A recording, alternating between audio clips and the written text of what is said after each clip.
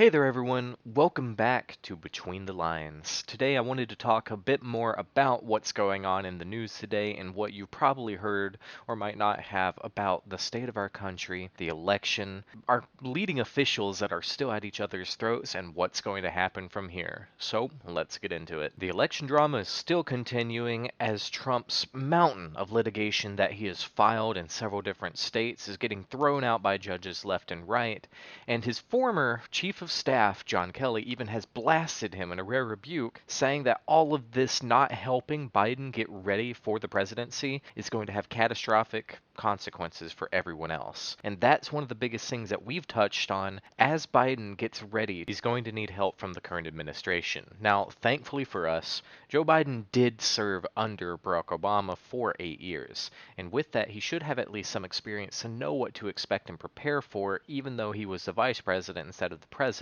But that's something that we'll just have to trust in the best and have our best wishes for President-elect Biden. Because with all of this drama that's continuing to unfold, Trump's own legal team members are turncoating and his own family members are calling him out. There was an interview with Mary Trump that she stated that the reason why Trump is acting this way is he's feeling trapped. He's horrified of losing, and for the first time in his life, he's not going to lie, cheat, or steal his way out of it. And so that is what is driving this incessant behavior and refusing to give up. And while those are just claims, coming from his own family does give it some weight because of all the legal court battles, claims, and accusations that are just flying out of our highest office right now.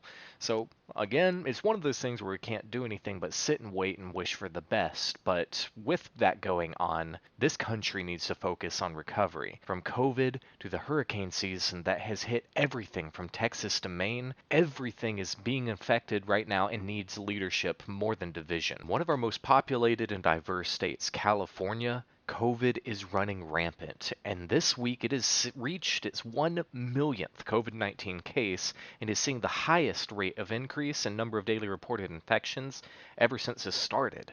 Public officials are trying to help or trying to come up with a plan, but as Trump seems to only be interested in maintaining power, who's to know what can say?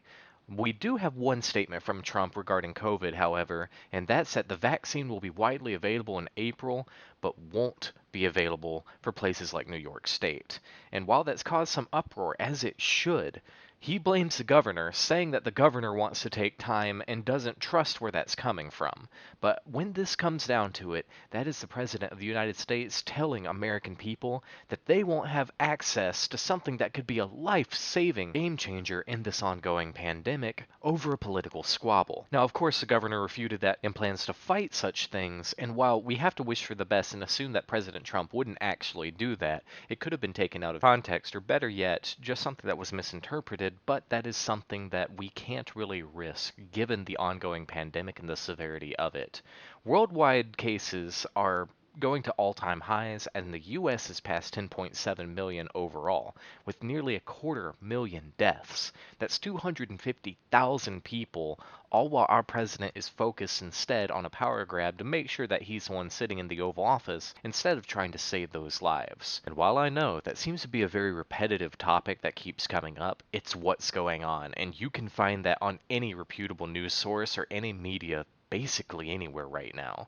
It's the biggest deal that's affected all of us in one way or another, and that's what we should be focusing on above all else. But of course, there's more that's going on. But the biggest takeaway to all of that is that President Trump and his actions over the last 4 years, and especially throughout this pandemic, is going to have consequences. It's not just his staff members and his family that are starting to distance themselves from him. Even big media giants such as Twitter have made statements that they're going to change how they handle Mr. Trump and his tweets and online media presence as soon as he lacks the presidential protection that comes with being in that office. Now, certainly Twitter won't be the only one, so we'll just have to sit back and wait and see as Mr. Trump becomes ex-President Trump and what goes into that. And going back to the future and with the transition, Biden has already started meeting with prominent leaders to start talking about what we can do to curb the rising cases and death toll of the pandemic. Some of these policies include tighter restrictions, especially going into the holiday season season where parties and gatherings are a lot more common as people come together, which doesn't really mix well with a pandemic. And so what they're coming up with is plans to restrict the number of people that can be at places and talking about time limitations and other ways to help curb the known ways that the virus spreads. This does include restricting outdoor eating, no more indoor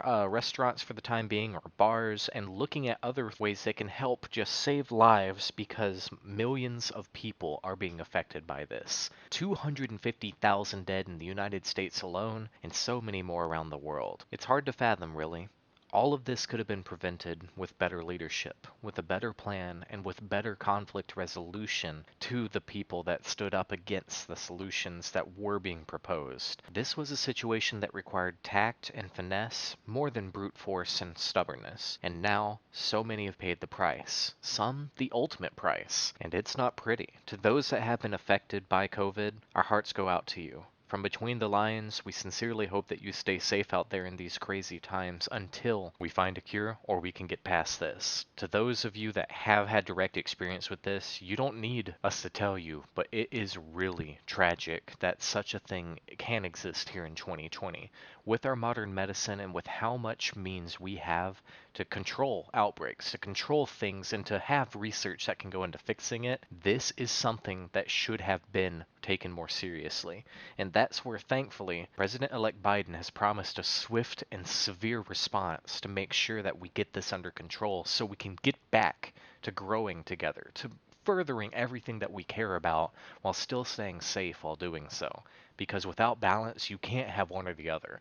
And it's good that we're going to have a leadership and committees that are being put together to take care of that and to put it into action. Time will tell for the lasting effects. From what we're hearing about COVID, there's not much that's certain. However, it looks like there's going to be long-lasting damage to those affected and their respiratory system that will follow them for the rest of their lives. Of course, we remain hopeful that all of this is just speculation and everyone can make a full recovery if they were unlucky enough to have been exposed to the virus, but lucky enough to have lived through it. And again, this virus is tearing us apart just as much as the divisive policies that have been implemented over the past several years. The United States of America was founded on immigration, founded on diversity, and founded by those who came here looking for a better future. Under the Trump administration, that was restricted to an all-time low. That goes against everything our country was founded on. And although we have some really dark moments in our history, the United States stands for freedom, and it stands for the individual's rights to be able to have a good life or at least pursue it.